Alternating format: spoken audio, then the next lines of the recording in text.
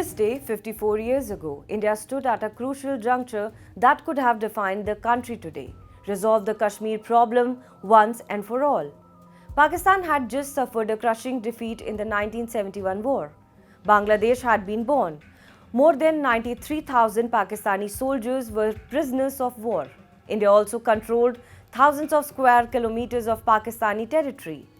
It was perhaps the strongest negotiating position any Indian government has ever enjoyed against its neighbor. Yet, instead of imposing a final settlement on Kashmir, Prime Minister Indira Gandhi chose reconciliation over retribution. She signed the Shimla Agreement. More than 5 decades later, one question refuses to go away. Was Shimla India's greatest diplomatic achievement or its biggest missed opportunity to settle the Kashmir issue once and for all? Because today, after Kargil, Mumbai, Uri, Pulwama, Pahalgam and decades of cross-border terrorism, many argue that India gave away its strongest leverage but received very little in return.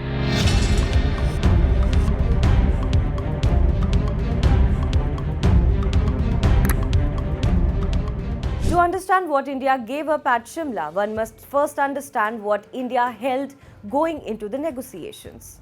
On December 16, 1971, Pakistan's Lieutenant General A.A.K. Niazi signed the instrument of surrender in Dhaka to India's Lieutenant General J.S. Arora.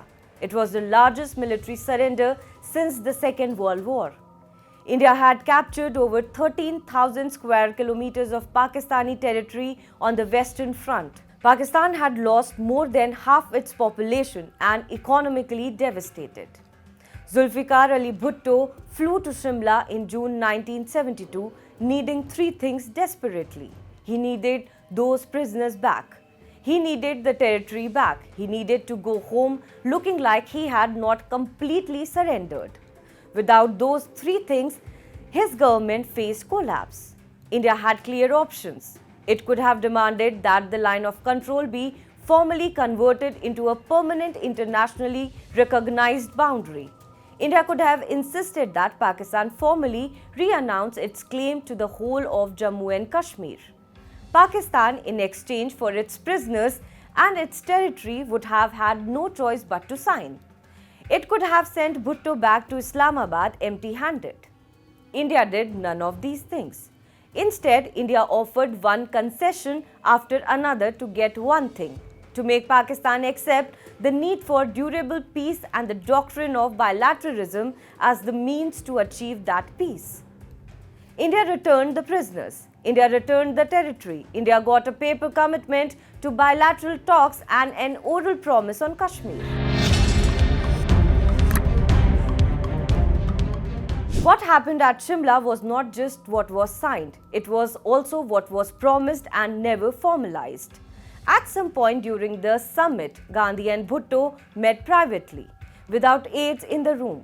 According to reports, a tacit understanding was reached. Bhutto told Gandhi that the line of control would gradually be endowed with the characteristics of an international border. This was not written into the agreement. Bhutto said it would cause domestic problems for him in Pakistan. Indira Gandhi believed him. It was a catastrophic act of misplaced trust. The verbal promise was never honored. It was never even seriously pursued. The Kashmir dispute remained open, and India's strongest diplomatic weapon, the fact that it held 93,000 Pakistani lives in its hands, was surrendered in exchange for words spoken in a room with no witnesses and no paper trail. Critics have long argued that India's decision not to press the advantage reflected a misreading of Bhutto. He was a politician fighting for domestic survival. He needed to return to Islamabad appearing not to have capitulated. He would not be trusted to deliver a Kashmir settlement that his own military and public would not accept. And yet, India chose good faith over hard bargaining. Whatever chance existed to convert the Shimla framework into a permanent Kashmir settlement closed definitively in May 1998. That month, India tested 5 nuclear devices at Pokhran. Pakistan tested 6 devices at Chagai. 2 weeks later, South Asia became overly nuclear, and with that, the strategic calculus of the Kashmir dispute changed permanently. Before 1998, India could theoretically have used conventional military superiority to press Pakistan into a final settlement. After 1998, any pressure strong enough to force a Kashmir resolution carried the risk of nuclear escalation.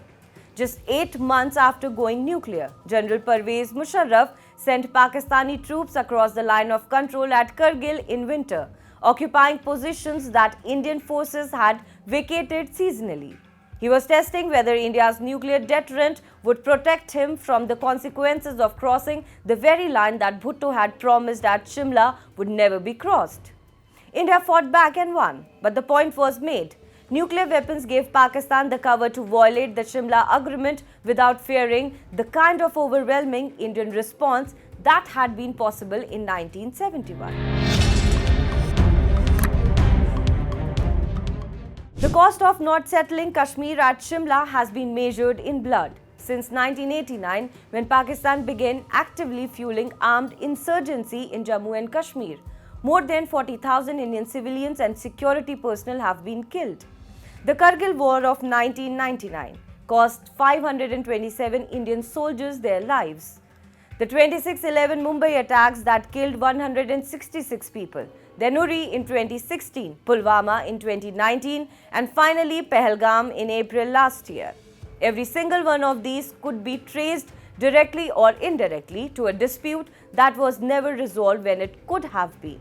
Two nuclear-armed nations have spent more than half a century in a state of managed hostility over a dispute that in 1972 India had a unique and unrepeatable opportunity to close it permanently.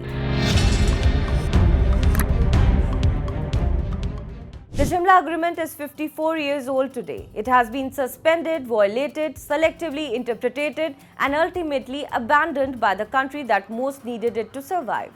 But the harder question, the one that India's own historians and strategists have wrestled with for decades, is not what Pakistan did with the agreement. It is what India chose not to do before it was signed. 54 years later, Kashmir continues to suffer. Pakistan is still nuclear. The line of control is still a ceasefire line and not an international border. And the agreement that was supposed to lay the foundation for permanent peace is lying in abeyance, formally suspended by the country that got away with the sweet deal in Shimla. India's biggest missed opportunity was not what it lost after Shimla. It was what it chose not to demand before it signed.